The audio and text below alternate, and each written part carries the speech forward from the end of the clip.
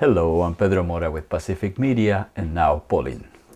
Food security for all Canadians is the topic explored today at Grace Lutheran Church in Victoria. Emeritus Professor Graham Riches gives a historical perspective of food security in Canada. It is important in this whole context, in talking about food poverty and talking about hunger in Canada, to actually have some historical perspective, to actually have some understanding of where Canada has been in relationship to this. And I've got really four topics and maybe four messages, and I'll try and be very, very, very brief and very quick. I think the first one is that, and I think this came out of what Dr. Marks actually had to say, was that that historically there's been a reliance on local and uncoordinated voluntary relief, but this has been unable to meet the social and structural challenges of unemployment and destitution. If you go back a century, and I think this is a point that she was making, if you go back a century in Canada, the churches, local communities, played key roles in providing charitable relief, but mainly for the morally deserving, right? And in this, if you can go back even further, actually, to the beginning of the 17th century, to the Elizabethan Poor Laws, the Elizabethan Poor Laws at that time, 1601, really sort of focused on parish relief. This is the place where support for the poor, the hungry, the destitute was to be organized. So that continues to run through our history and in terms of how we approach things today. Later, there were the Victorian Poor Laws of 1832, which introduced a very important doctrine.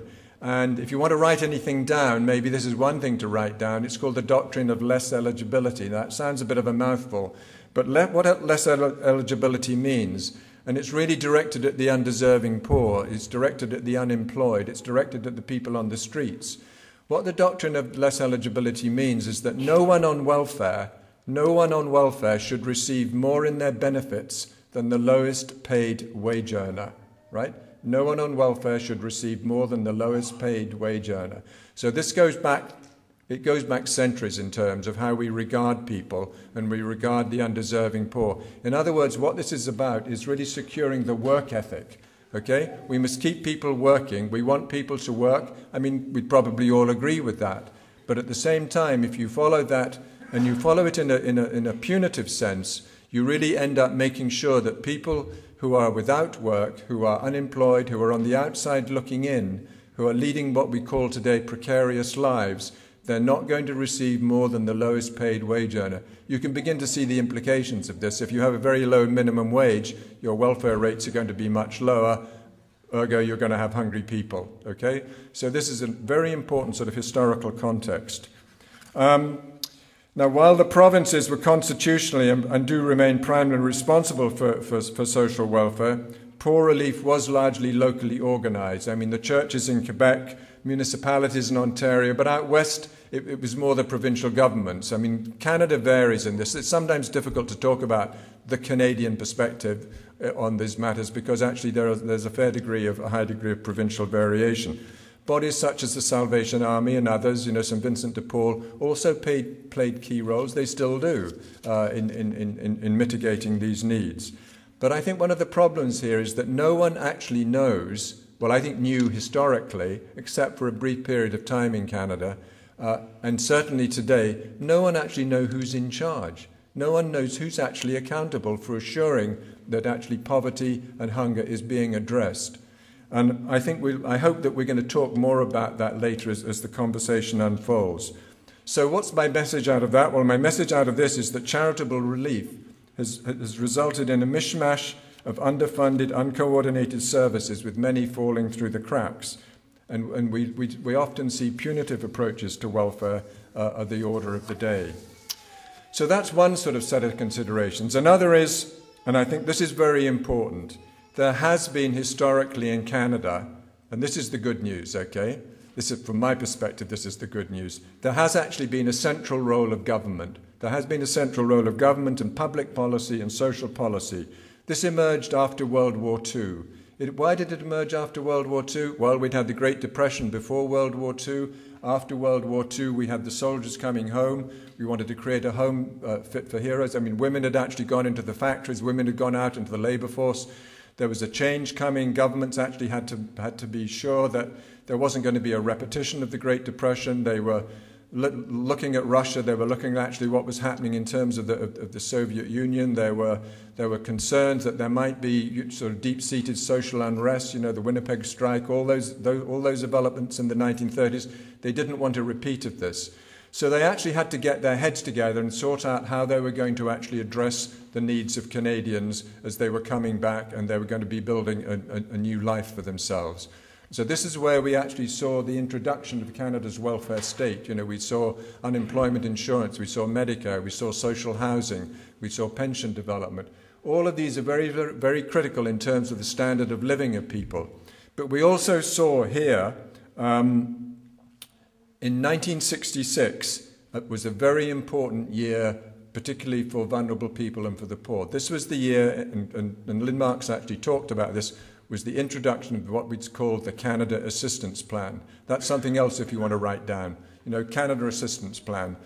A lot of people don't know about the Canada Assistance Plan. The Canada Assistance Plan lasted from 1966 to 1996. It was a very important piece of federal legislation in consultation with the provinces.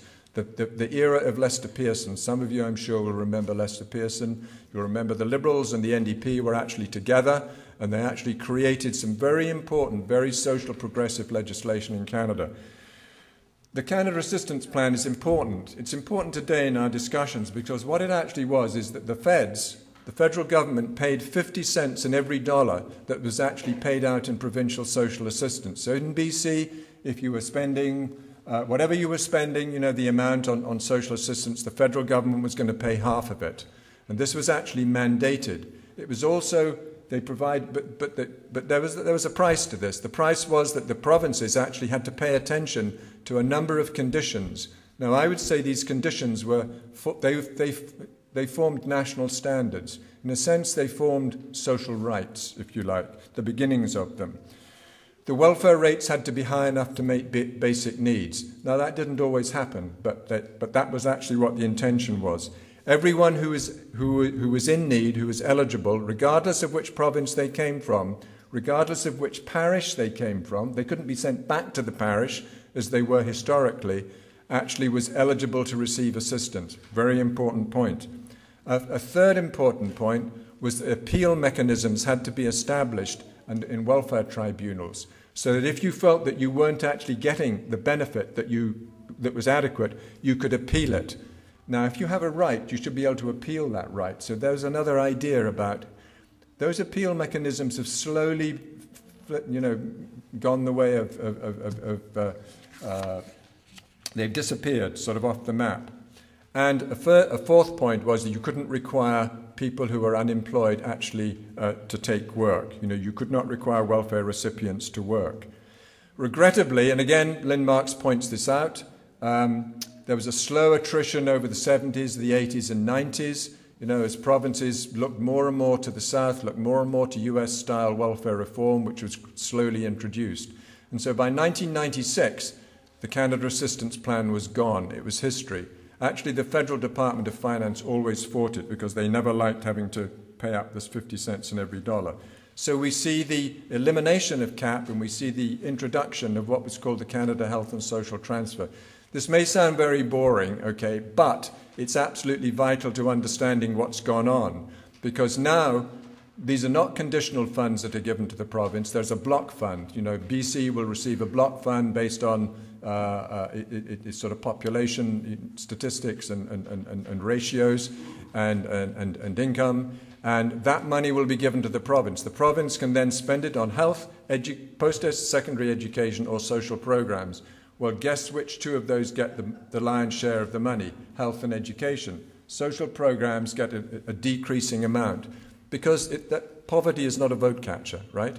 You don't go out and campaign to do things for the poor if you're wanting to win elections. Unfortunately, the NDP sometimes forgets that, but I mean, I think I think there's a certain sort of naked truth there. So this is sort of important context, but I think the message here is that if you want to talk about social compassion, then I think Canada, in that period, particularly between 1966 and the early 70s, did combine social compassion with public policy. They implemented very progressive welfare state legislation, but this has slowly succumbed over time to what I would actually call the Americanization of our social welfare system, and we've been overtaken by neoliberal reforms. Now, I mentioned 1966. Remember 1966 because something else then happened that was very, very important. And I'm not quite sure whether the politicians in Ottawa, let alone across the provinces, really understood what had happened. But in 1966, the federal government of Canada signed on behalf of all Canadians the International Covenant on Economic, Social and Cultural Rights. It actually was giving teeth to the article, to the Universal Declaration of Human Rights, which includes, in Article 11, a commitment to ensuring standards of decent standards of living for everyone, including, and here's the punchline, the right to food, clothing and shelter. Canada signed that in 1966. It ratified it in 1976. And when it ratified it in 1976, it gave it the force of international law. So yet my argument would be that today Canada is in violation of that law because it's not acting in compliance with its commitments under international law. So 1966, a crucial point, in Canadian social policy. So I think, if we need to implement what we already have in place. We have a 35-year-old framework of international and domestic human rights obligations based on moral, legal, and political commitments to fully realize the human right to adequate food. We do have a Made in Canada framework. I should point out that the United States of America has never signed or ratified that international convention. It's one of the few countries in the world which has not. Yet we are now borrowing our social welfare legislation from the United States. So I think the point that Susan said, if we've done it before, can we do it again? Well, we've done it in the past, why can't we do it again? Okay, that's my little historical piece.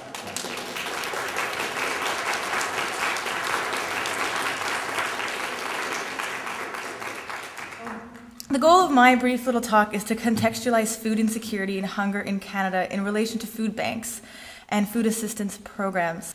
So as we've heard Graham speak, hunger in Canada is not new, and there's been various responses to addressing poverty and food insecurity over the last 100 years in Canada. And so food banks are really just a recent one. So the first food bank in Canada, and this is it's historical and there's a lot of statistics, so I'm sorry for that, but I think it's pretty important. So it's from 1981 in Edmonton. Then quickly after that, many Canadian cities followed suit.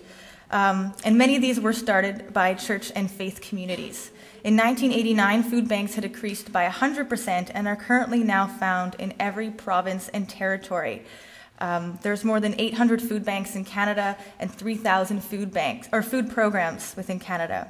So we're 30 years later, and almost 900,000 people every month using food banks. So that's a 20% increase from 2001 numbers.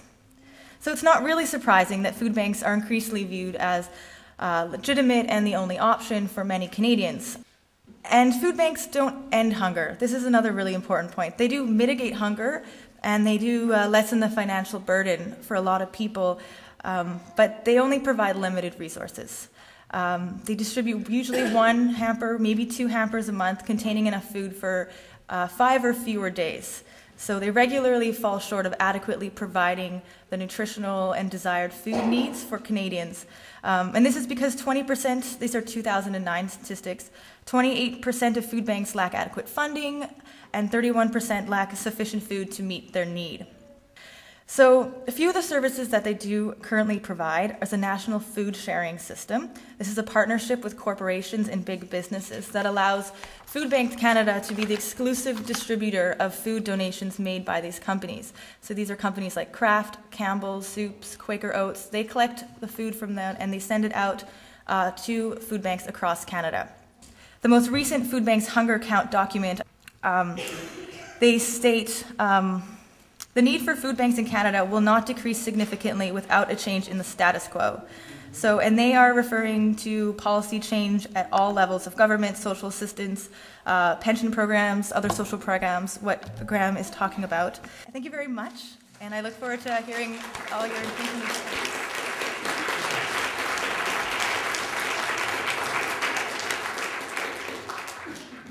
I think that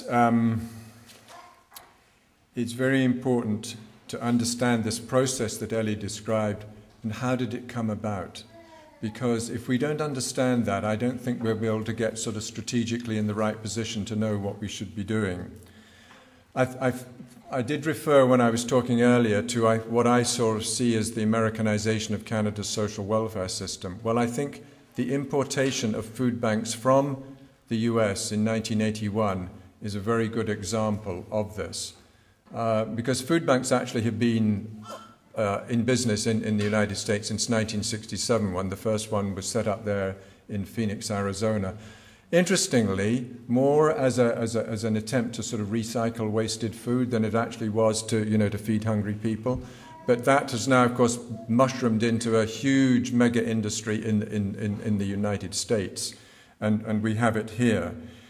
And that was coupled with a breakdown in Canada's social safety net, as there was an inadequate response to the recession of the early 1980s. But here's the question. Sort of over 30 years, hunger in Canada has been socially constructed as a matter for charity and not the responsibility for government, as in the post-World War II era. How did that come about? Ellie talked about the fact that the Canadian Association of Food Banks in 1989 changed its name to became institutionalized then, and then later actually changed its name in 2008, I think it was, to Food Banks Canada. Now, Food Banks Canada, if you go to the United States, you'll find Food Banks America. If you go to other countries, you'll find Food Banks Australia. It has been corporatized. It has been institutionalized and corporatized. It's been taken over by the global and national food, transportation, and finance industries. And as you say, I mean, they're responsible for its sort of, having exclusive rights. So we've really got to think about that and what actually is happening here. Secondly, I don't know whether any of you watch Canadian football or whether you watch professional sports or whether you go to the hockey arena with your children. But if you do, you'll be very aware that these institutions are always collecting food for food banks, right?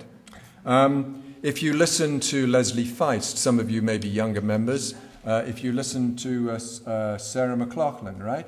If you go to their concerts, there you'll hear them actually talking about giving to food banks. So you actually have people in the professional entertainment industries inviting you to participate in this endeavor. In high schools, I think, Ellie referred to the point, how young you were, right? And that you'd never known a different, circumstance than food banks. But in the schools, you're always being invited to, give your can of tomatoes or whatever it is, to the food bank. So what has happened over time is really this slow public legitimation, actually, of food banks and of charity as being our normal response to this. If you go back to the Gallup polls, though, in the early 1980s, when food banks were being started, actually the public was saying at that point, 60%, that they thought this was really was a responsibility of government. I suspect that has actually now changed. The problem with this, the public legitimacy of charity, is really that we believe that food banks are actually responding to the problem. We actually believe, we don't really have to worry about it because we've got food banks. And I think that's, another point that you were making. But as Janet Poppendick in the United States has said, you've really got to think about this form of charity. Is it really a moral safety valve? I mean, we all feel good that we've done our bit, but really, we feel good about it, but actually has it addressed the problem? So as a result of this, governments are able to look the other way. They're able to ignore their obligations under international law to actually deal with the problem and to develop, appropriate public policies. It's not that government should do everything, and I think that that's actually very important to understand. But I think what is important to understand, and we've made the point, we need to change the conversation. We need to change the conversation from food charity over here to food justice over here and income justice. And if we're going to do that, then I would suggest that we actually have to think about the right to food. And the right to food is not about giving food to hungry people. It is really about the right of people to be able to feed themselves with dignity. Being on the receiving end of food is not actually a food charity. Is not. agencies may attempt to do this in a dignified way, but it's not actually our normal, customary way of how we go about this. So, these are actually very important issues which have to be addressed, and I think that we need to be enabling people to feed themselves with dignity. We need national planning. We need provincial, municipal, and community planning. We need agendas for poverty reduction targets. We need justiciability. We need to be able to use the courts. A right is not a right unless it can be claimed. We need joined-up food policy. That's, where you bring together health, education, the environment, social welfare, income security together. We need social advocacy, and we need some of the United Nations Food and Agricultural Organization voluntary guidelines. There's a lot of work out there to be done. Do food banks have a role? Possibly. Although I don't think the answer is bigger and better food banks. But when Ellie talks about the Food Banks Canada, website, and actually what's on there, an agenda for change, yes, I would agree. I would agree that's a very good agenda for change. But do you ever hear Food Banks Canada publicly, locally, talking about this, engaging with the public? Will the food banks come to the meetings and actually engage these issues? No, you don't. So we've got to understand, what is that actually about? Why are they not doing this? Because I think Ellie made the point, if you receive food from a food bank, it's actually helping your budget. Well, of course, while food banks are doing what they're doing, it's actually helping us as taxpayers, and governments actually not having to increase expenditures. There's a whole other debate there, whether we live in a high-tax society, Economic poverty has been solved in the past in certain countries in Scandinavia, and it is possible actually to do it. The poor don't have to be with you always. So I'll stop there, but I just wanted to make those few points in relationship to Ellie's comments. Okay.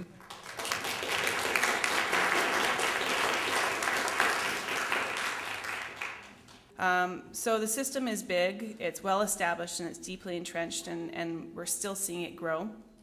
It has limited coordination except for some efforts amongst few sort of defined subgroups. So in some different cities we saw highly centralized systems and of food provisioning and food banks, but other areas like the city of Victoria, we have more agencies doing things on their own. And there are indications that these programs are strained and tasked with feeding even more people than they were before. So the three stories that this research really found is that at a local level, the mobilization of all these resources among the city is huge, and it's really amazing work. There's all these food providers. They have managed to continue to provide food even in times of extreme strain, and they're highly reliant on things like donated food and labor and serving more and more people. The second story is that these programs are under-resourced, highly reliant on volunteer labor, and they really they're unable to meet the food demands at a community level. So they lack the capacity to effectively respond to the unmet food needs in communities. So we had agencies tell us that they didn't have enough food for people. People needed more food than they're able to provide, and that the nutritional quality of food that they would like to provide, they couldn't meet those standards. And lastly, the third story is really what Graham has given us about the social welfare system in Canada, is that these food assistance needs, they stem from the failure of federal and provincial governments to provide adequate support for those unable to compete with the current labor market. Communities are doing the best they can, but their efforts cannot compensate for fundamentally inadequate incomes. What we have to do is write letters, we have to lobby. Lastly, people often say, well, I don't really want to do too much because it's political. Well, everything we do is political. We make choices every day, and the choices we make are political, one way or the other. If we are going to be followers of Jesus, we're going to be political, one way or the other. If we have a social conscience, we're going to be political, one way or the other. The poor are our brothers and sisters. They're us. This isn't an issue just for poor people. It's an issue for all of us, right? Food security is all of us. How many of us are one or two checks away from being in the food bank? How many of us have grown up with families who have gone to the food bank? it's all of us. And it's not about, food banks are the Band-Aid, right? We have to make real change. We can't get rid of the Band-Aid. We need to be able to keep that. People need to feed themselves. But we do need to see change, and it's really about paradigm shift. It's interesting because we keep talking about the government, but we are the government. We get the government we deserve. We get the government that we choose. It's all about change, but it's our change. It's a change in the way we think about things. And I'm not saying that we shouldn't bring a can to the congregation, because I know that food banks still need our cans. They can't just stop. But we need to bring the can, and not just the can, but bring a letter. Bring them both. I think we're in a place now where we need to be able to do both. I'm afraid from what I was hearing from Graham, and I, you scared me a little bit, because when you were talking, I kept thinking, are the food banks just corporate smoke and mirror? And I guess on some level, maybe they are, because there needs to be really big change. But I'm not sure we can get rid of the smoke and mirror yet. But we need to work towards getting rid of it. And we need to work still towards ensuring that people have what they need. After hearing the participants at this forum, I understand that food distribution should be considered a human right rather than a commodity for sale. Although charity may make us feel good, it also distracts us from legislating a structural system to abolish poverty. If we are going to regain our lost social justice legislation, which Professor Riches says we had from 1966 to 1996, we need not just to continue donating charity, not just continue writing letters of protest to our political representatives. As Rabbi Harry says, we need to shift the paradigm. We need to identify what we want in specific terms. We need to tabulate our consensus on those motions. We need to quantify and measure our public decisions. And once we have those results, we need to tell the government what we want. Now Polling.ca is a tool for direct democracy. This little booklet, Perpetual Direct Democracy, published by Amazon.com, gives us a framework of what we could do.